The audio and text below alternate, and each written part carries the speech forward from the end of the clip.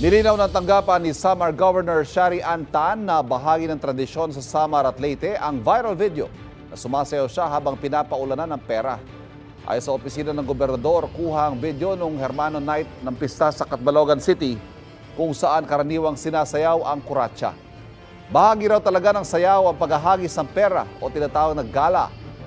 Giit ng tanggapan ni Tan na nakisayaw ang gobernador hindi para magpakita ng karangyaan kundi para ipagdiwang ang pagkakakilanlan ng mga Samarnon at suportahan ang kanilang mga komunidad.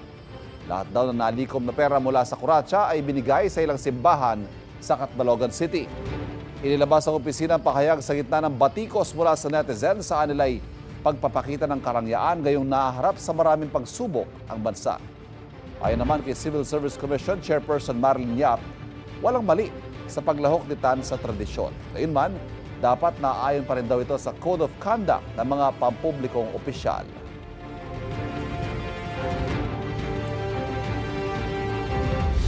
Kapuso, huwag magpapahuli sa latest news and updates. Mag-iuna ka sa balita at mag-subscribe sa YouTube channel ng GMA Integrated News.